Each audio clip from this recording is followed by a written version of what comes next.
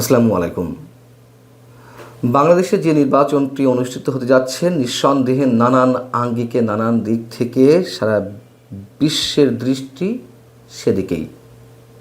এবং আওয়ামী লীগ বিরোধী এই যে নির্বাচনটি তা আসলে দক্ষিণ এশিয়ার জন্য কতটা হুমকির অথবা যুক্তরাষ্ট্রের জন্য বা কতটা স্বস্তির সেই প্রশ্ন তুলে এই নির্বাচনকে কতটা সার্টিফিকেট দেবে যুক্তরাষ্ট্র তা বলার চেষ্টা করেছেন মার্কিন গবেষক এবং রাজনৈতিক বিশ্লেষক মার্কিন বুদ্ধিজীবী মাইকেল রুবিন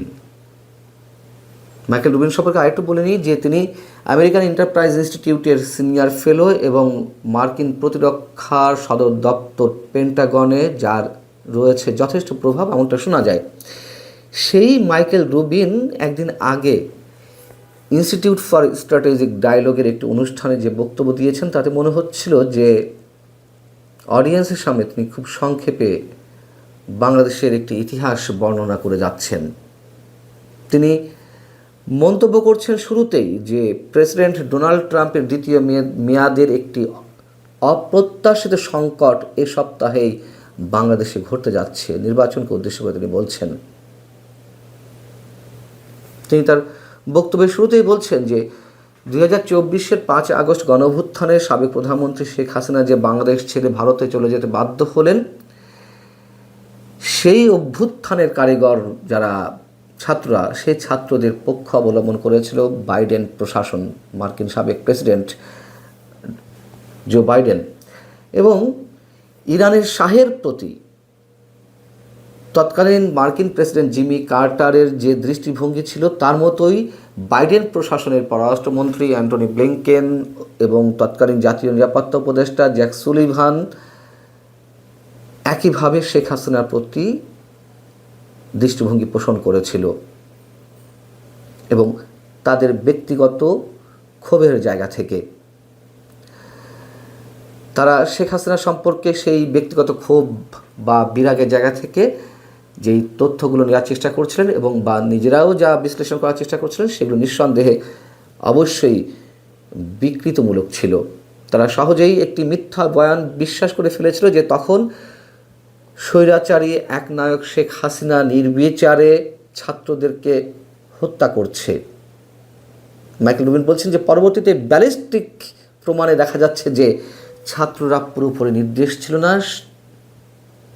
পাকিস্তানের সরবরাহকৃত অস্ত্র গোলাবারুদ দিয়ে এই ছাত্রদের কেউ কেউ নিরাপত্তা বাহিনীর সদস্যদের উপর গুলি চালিয়েছিল। কিন্তু এই বিষয়টি যখন সবার বোধগম্যতার মধ্যে এলো অথবা অনেকের বোধগম্যতার মধ্যে এলো তখন অনেক দেরি হয়ে গেছে।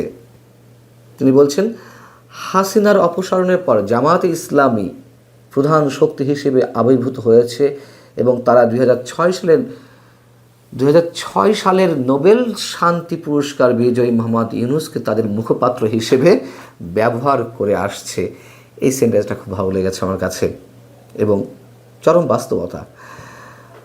পশ্চিমাদের কাছে ডক্টর মোহাম্মদ ইউনূস একটি নিখুঁত প্রতিচ্ছবি, মাইকেল রুবিন বলছেন, এবং তিনি বিল ক্লিন্টন আর হিলারি ক্লিন্টনের সঙ্গে দীর্ঘদিনের বন্ধুত্বের সুবাদে তিনি ক্লিন্টন গ্লোবাল ইনিশিয়েটিভের নিয়মিত বক্তা, এমনকি তিনি দ্য এল্ডার্সের সদস্য।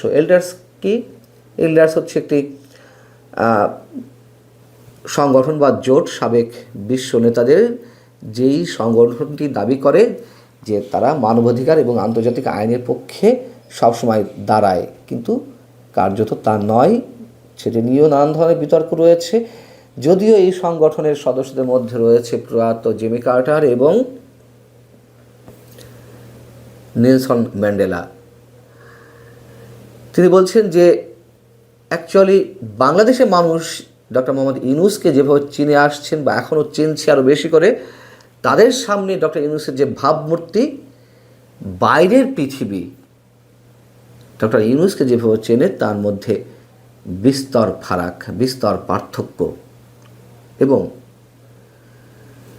এই ডক্টর ইউনূস সরকার আসার পর থেকে বাংলাদেশের কারাগার থেকে দণ্ডিত সন্ত্রাসীদের মুক্তি দেওয়া হয়েছে এবং ইসলামপন্থী চরমপন্থীদের স্বাভাবিকীকরণ করেন যারা বাংলাদেশের ক্ষুদ্র খ্রিস্টান বা সংখ্যালঘু হিন্দুদের উপরে নির্যাতন চালিয়ে আসছে, লক্ষ্যবস্তুতে টার্গেট করেছে।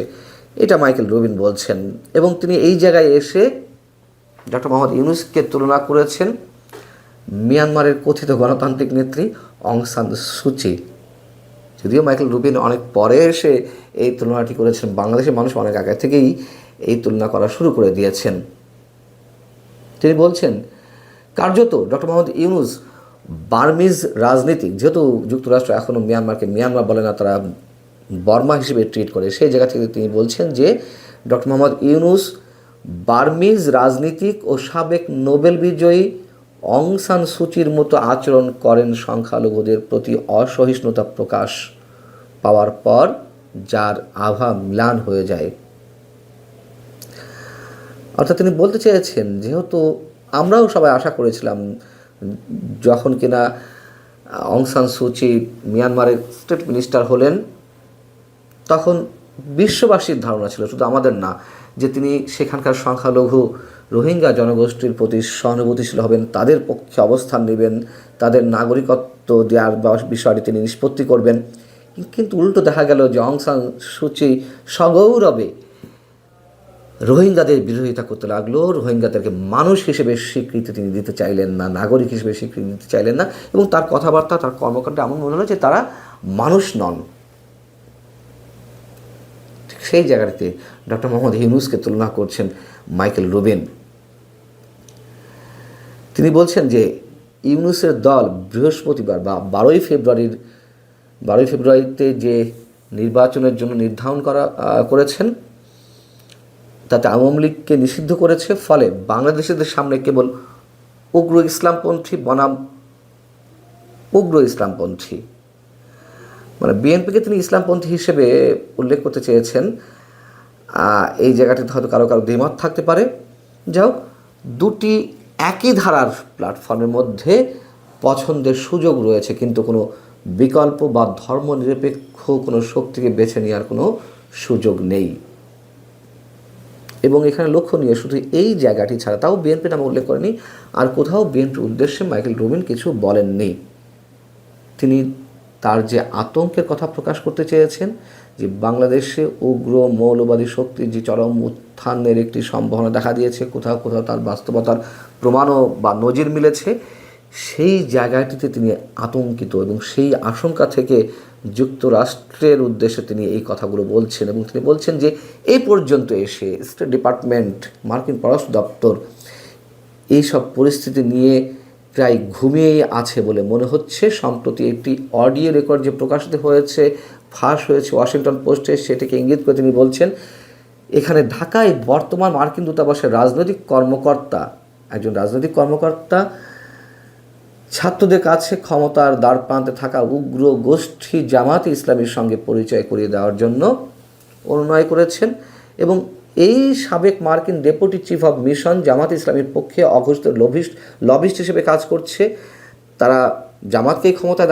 দেখতে চায় এমন মন্তব্য করেছে। এবং জামাতে ইসলামীর মতন একটি সংগঠন বা রাজনৈতিক প্রতিষ্ঠানকে সমর্থন দিয়ে তারা মূলত সন্ত্রাস সহানুভূতিশীল হিসেবেই নিজেকে চিহ্নিত করছেন।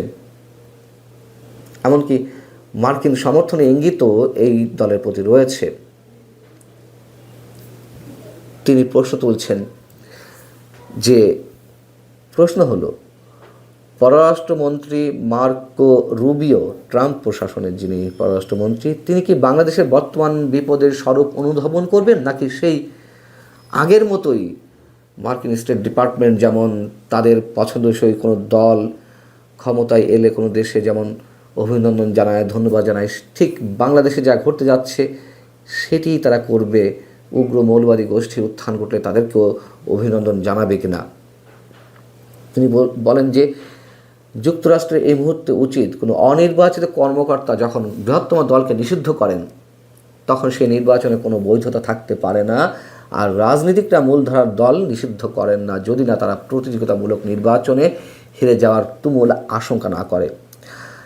ডক্টর মোহাম্মদ ইউনূস অবশ্যই অনির্বাচিত একজন কর্মকর্তা, তার ভাষায় সরকারের প্রধান নির্বাহী, এবং অবশ্যই ডক্টর মোহাম্মদ ইউনূস তো দেশে 18 কোটি মানুষের প্রতিনিধিত্ব করেন না। তিনি তো প্রতিনিধি হয়ে এসেছেন সেই তুমুল অস্থির সময়টিতে যারা শক্তিতে বলিয়ান সেই ছাত্রদের প্রতিনিধি হয়ে তিনি সরকার প্রধান হয়েছেন। এবং এমন একজন অনির্বাচিত সরকার প্রধানকে যুক্তরাষ্ট্র সমর্থন করবে কিনা সেটি তো অনেক পূর্ণ হয়ে গেছে। বরং এই যে নির্বাচনে আওয়ামী লীগকে নিষিদ্ধ করা হয়েছে এক কলমের খোঁচায়, সেটিকেও যুক্তরাষ্ট্র সমর্থন করবে কিনা। তিনি বলছেন যে প্রায় 20 কোটি জনসংখ্যার একটি বাংলাদেশ যদি সন্ত্রাস সমর্থক হয়ে ওঠে, মানে সন্ত্রাসের রাষ্ট্রে পরিণত হয়, এবং যুক্তরাষ্ট্র ভারত ও ধর্মীয় স্বাধীনতার প্রতি শত্রু ভাবাপন্ন হয়, তবে তা হবে এক যুগান্তকারী পরিবর্তন। অর্থাৎ এই অঞ্চলের বা এই সাবকন্টিনেন্টে যে অস্থিরতা দেখা দিতে পারে সেই জায়গাটির জন্য বীজ রোপণ করছে সম্ভবত এই নির্বাচন, এমনটি তিনি বলতে চেয়েছেন। এখন মাইকেল রুবিনের কথা কতটুকু শুনবে ট্রাম্প প্রশাসন বা কতটুকু গুরুত্ব দেবে আন্তর্জাতিক বিশ্ব আমরা জানি না। যদি তার আশঙ্কাটি সত্য হয়ে থাকে যে এখানে উগ্র মৌলবাদী গোষ্ঠী নেতৃত্বে আসবে বাংলাদেশের মানুষের। ভালো থাকুন সবাই, আল্লাহ হাফেজ।